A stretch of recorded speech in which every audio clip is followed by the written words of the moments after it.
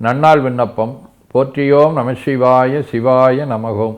இன்று தமிழ்ச்சங்காண்டு 11626, தொல்காப்பியர் ஆண்டு 2726, திருவள்ளுவர் ஆண்டு 2057, மெய்கண்டார் ஆண்டு 803, விசுவாவசு ஆண்டு பங்குனி திங்கள் 24ஆம் நாள், உலக பொது ஆண்டு 2025, ஏப்ரல் 7, செவ்வாய்க்கிழமை, 5ஆம் தேய்பிறை மாலை 4 மணி வரை, கேட்டை விண்மீன் நாளை காலை 5 மணி வரை.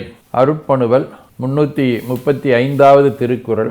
நாச்செற்று விக்குள் மேல் வாராமுன் நல்வினை மேற்செற்று செய்யப்படும். பங்குனி திங்கள் கயல் வடிவ மீன வீடு. தலம் திருப்பரிதிநியமம். 3ஆம் திருமுறை. வெஞ்சுரம் சேர் விளையாடல் வேணி விரிவுன் சடைதாழ துஞ்சுருள் மாலையும் நண்பகலும் துணையார் வழிதேர்ந்து அஞ்சுரும்பார் குழல் சோர உள்ளங்கவர் கவர்ந்தாட்கிடம்போலும் பஞ்சுரம்பாடி வண்டு வாழ்முரலும் பருதின் நியமமே. செவ்வாய்க்கிழமை. திரு புல்லிருக்கு வேலூர்.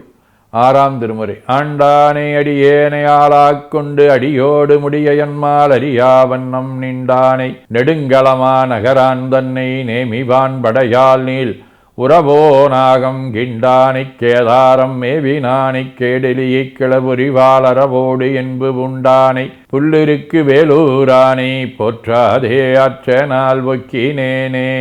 குலச்சிறையார் பூசலார், களியநாயனார், கோற்பொழியார், ராணிப்பேட்டை குமாரகுருசாமி, காட்டுப்புத்தூர் நாராயண பிரமேந்திர சாமிகள் ஆகிய அருளாளர்களோடும் திருப்பராய்த்துறை, திருக்குற்றாலம், வழுவூர் ஆகிய தலங்களோடும் தொடர்புடைய துளங்கொளி வடிவ கேட்டை விண்மீன். 1ஆம் திருமுறை. பக்கம் வாழைபாய்கனியோடு பலவிந்தேன் கொக்கின் கோட்டு பைங்கிளி துங்கும் குற்றாலம் அக்கும் பாம்பும் ஆமையும் பூண்டு ஓரணலேந்தும் நக்கன்மேய நன்னகர் போலும் நமராங்கால். சிவஞான போதம். செம்மல நோந்தாள் சேரலொட்டா அம்மலங்கழி அன்பரோடு மறி மாலரநேயமும் அழிந்தவர் வேடமும் ஆலயம் தானும் அரணெனத் தொழுமே. அதீனப்பணுவல். கொலை மறுத்தல் 15.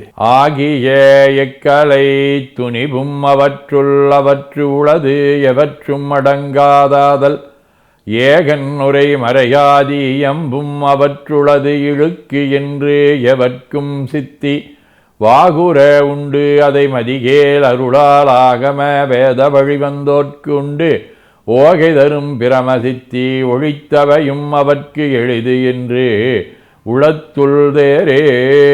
பயிற்று பத்தந்தாதி 55. குருவே சிவமென்று அருளந்தி கூறும் மரபில் சித்தாந்தம் தருமை கண்டார் வழிவந்தோய் தமிழ் பாடற்குச் சிவபெருமான் கருவாதனையே நீக்கிடுவான் கட்டுரை என்று தெளிவித்த பெருமை சாந்தலிங்க அருட்பிழம்பே உன்னை மறவேனே.